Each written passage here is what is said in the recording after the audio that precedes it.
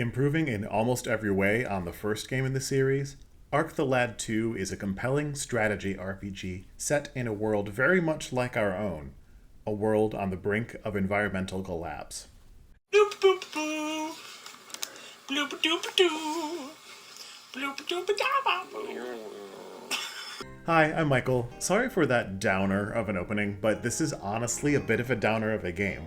Not that it's not good, I enjoyed this game a lot. Let's get into specifics. Arc the Lad 2 was developed by G-Craft and published by Sony for the PlayStation in Japan in 1996. This was later localized and published for English-speaking countries by Working Designs. If you remember from my last review of Lunar Silver Star Story Complete, which Working Designs also localized and published, they're known for some goofy translations and for impressive collector's editions of games. So this is the box for the Arc the Lad collection. Very similar to the Lunar Silver Star Story Complete box. It's got slightly embossed cover. It's got this flap which has more information on the inside. Working Designs games have lots of fun pack-ins. There's this little box of goodies. That is this satisfying magnetic closure. Inside we've got 4 little joystick covers and a memory card holder. It also came with these cardboard standees of all of the characters from the games, but I threw those out eventually. We've also got this nice hardcover manual for all 4 games, which got some nice art in the side. It doesn't have the developer interviews that the Lunar book does, but there's still, a lot of material in here. And of course, we've got the jewel case with the games. Arc the Lad 1, Arc the Lad 2 goes there. Here's the monster capture game. What's it called again? Monster Tournament. And Arc the Lad 3, which is on 2 discs. But in this review, we're only going to talk about Arc the Lad 2. So let's get on with the story. We jump in right away to our new hero, Elk, being taken to the airport to stop a terrorist situation. While chasing the villain around an airship, Elk meets Lisa.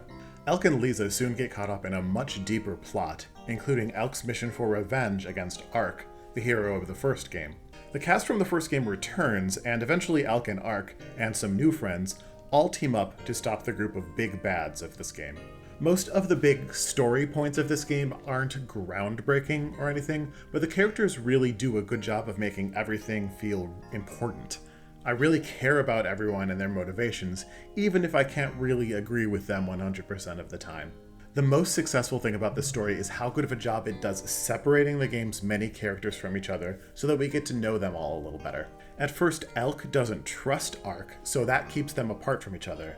Later, the heroes split up into 3 separate missions, and one of those missions ends up splintering into 2 separate missions when characters get separated from each other. It's really satisfying for the story, and it also allows characters who might otherwise disappear into the pack shine a bit. All of this is such a huge step forward from the very straightforward meet all of the Guardians and fight the big bad plot of the first game. In doing my research to make this review, I saw that there was actually an Arc the Lad anime, which roughly follows the plot of Arc the Lad 2. The plot of the game is pretty grim, but it's usually easy to emotionally distance yourself from the sprites that are mostly not voice acted. It's a bit tougher to distance yourself in the anime. The anime cuts a few characters, adds a few other characters, and greatly minimizes the stories of a few characters, but I think it overall does a good job of taking the plot of the game and shaping it into a 26-episode anime. If you do check out this anime, be warned, there's some pretty gruesome body horror in it, and a few episodes are so incredibly dark. The anime has a happier ending than the game does, though. As I said a moment ago, there are a lot of characters in this game. I'm not going to spend a lot of time on them, but I do want to say at least a little bit about each of them. Elk is a pretty refreshing main character, especially in how different he is from Arc. Where Arc is more level-headed and noble, and is more likely to do absolutely whatever he can to help people in trouble, Elk can be a little bit selfish and brash, and is so hyper-fixated on his revenge plot that he's blind to some other things going on.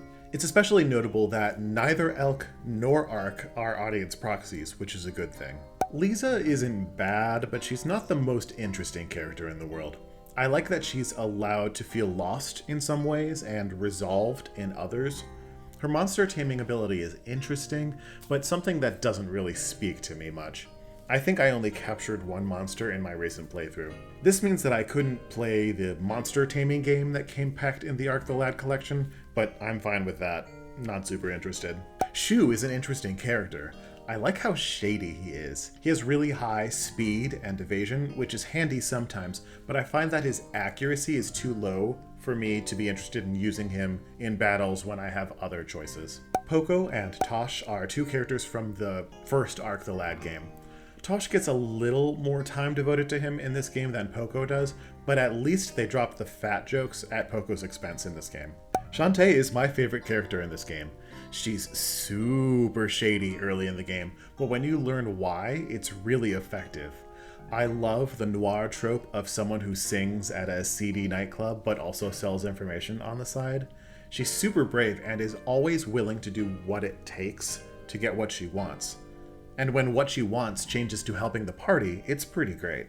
She's also the character most likely to tease another character, but she's at the same time incredibly caring, especially with Gruga and Elena. Plus, her critical hit animation when using shoes as a weapon is incredible. I don't really care for Deekbeck.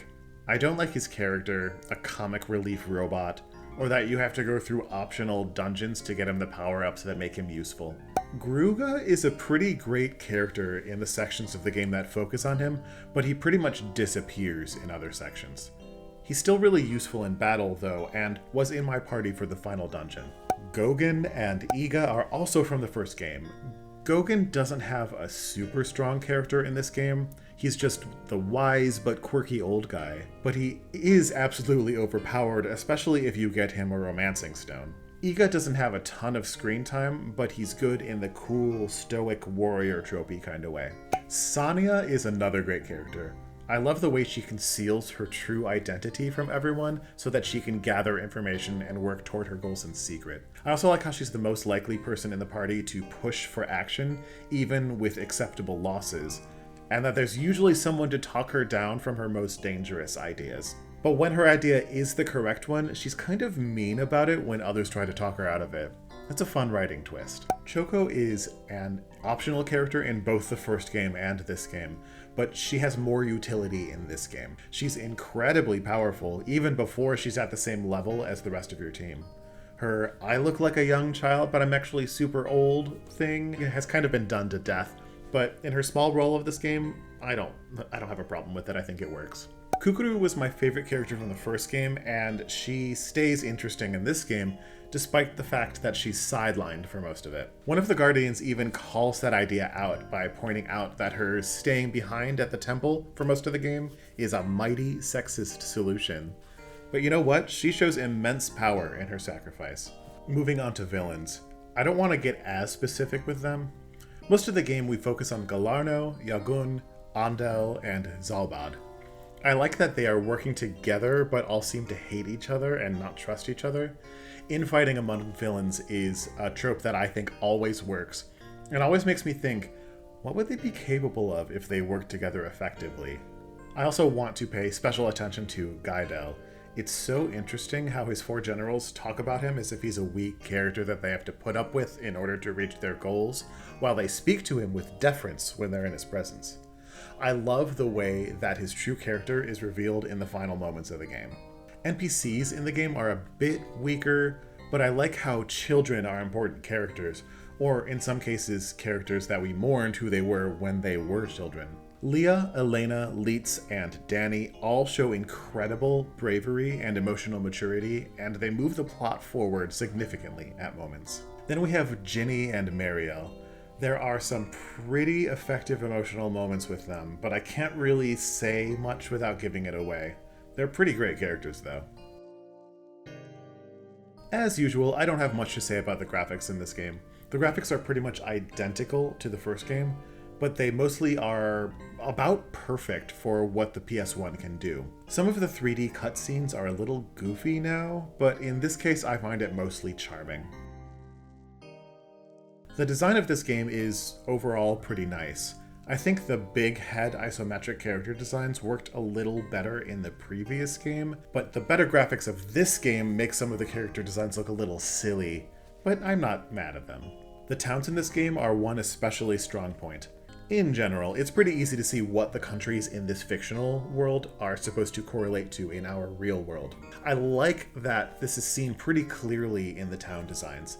Each town in the game looks and feels different. The music of these towns has a pretty strong hand in that. Unfortunately, some of the depictions, both in design and music, can be a little racist, or at least tired tropes. The dungeons are similarly fairly strong and distinct. Many have some pretty fun puzzles. I hate Bonza Mountain though, and I didn't do most of the optional jobs that take place there. If you saw my review for the first Ark the Lad, you know I went on and geeked out about the transportation.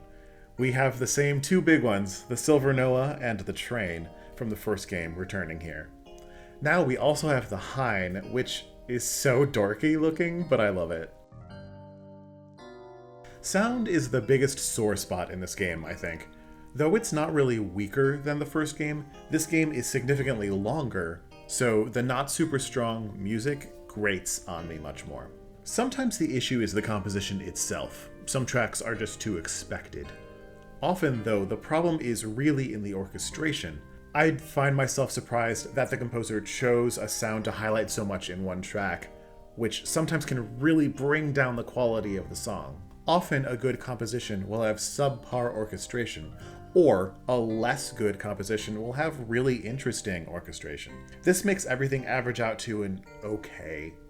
The little bits of voice acting are still fun though.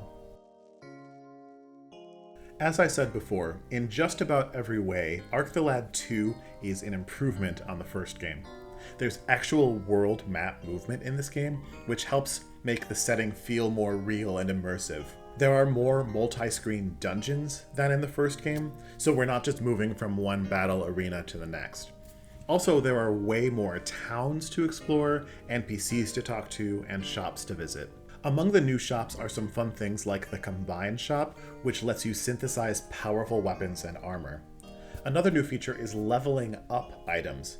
Each weapon and piece of armor can be leveled up through use to make it more powerful.